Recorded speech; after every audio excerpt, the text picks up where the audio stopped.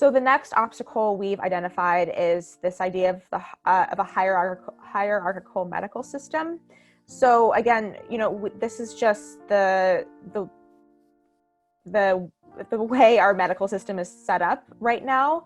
It's not, I'm not commenting on whether it's good or bad. It just is at this point. And so what I mean by that is a lot of times if we view the medical system as a pyramid, so we have kind of the doctors at the top with all of their knowledge and their years of schooling and what have you, and then the patients at the bottom.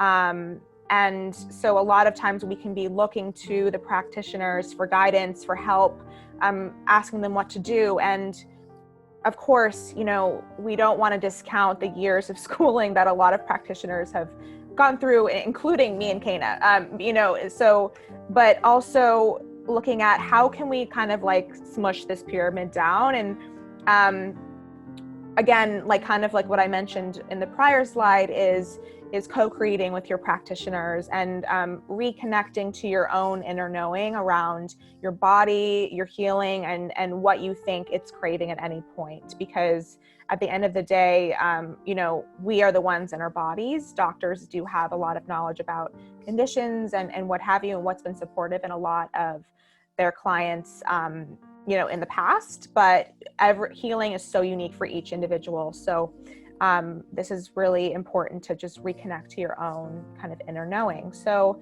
you're wondering how to do that. So we want to reframe this obstacle from, again, seeing practitioners as the keepers of healing knowledge to tapping into our own inner healers.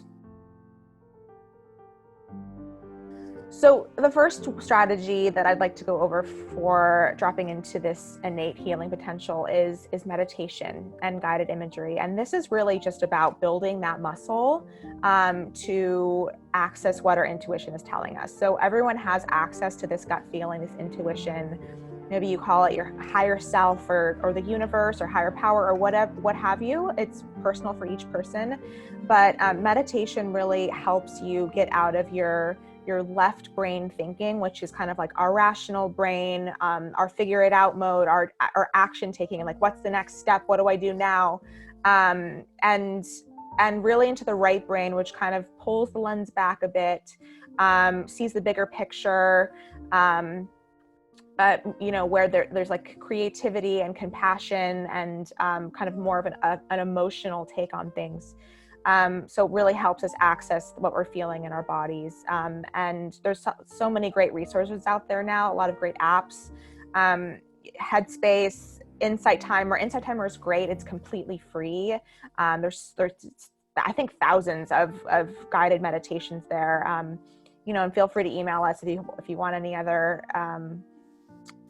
resources around meditation. I'd love to, give you some more if you want to check out.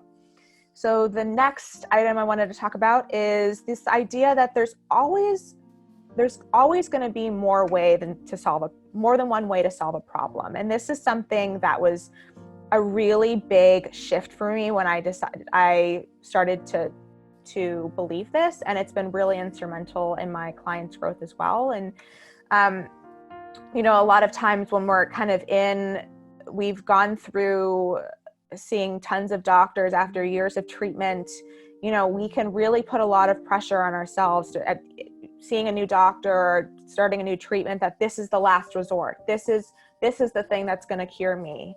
And if you could just take a second and think about how much pressure, how much stress that can, really cause, not just emotionally, but, physically as well. And in my experience, there's always, again, more than one way to solve a problem. So for example, if your doctor recommends a medication and they're really hopeful that it's going to work for you, and you start taking it and you get some horrible side effects, instead of, beating yourself up, and instead of losing all hope, just recognizing that, there is another solution out there, and taking on like a kind of a beginner's mindset and not having any attachment to the outcome of what you're trying. And we're going to talk a little bit more about that in the next obstacle, but just taking that pressure off and knowing that, again, there's no last resort and always more than one way to solve a problem.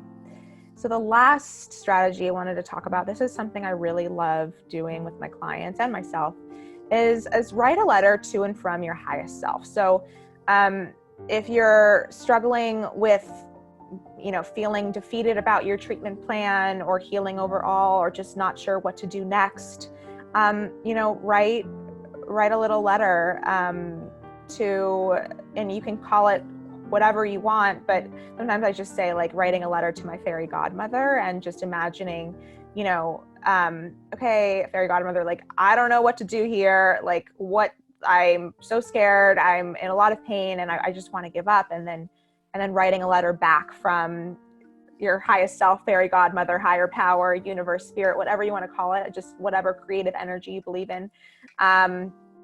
And seeing what comes back, and the results are pretty profound, and it's really cool to see kind of like what comes back. So I would kind of try that out as much as you want. It's a really helpful tool.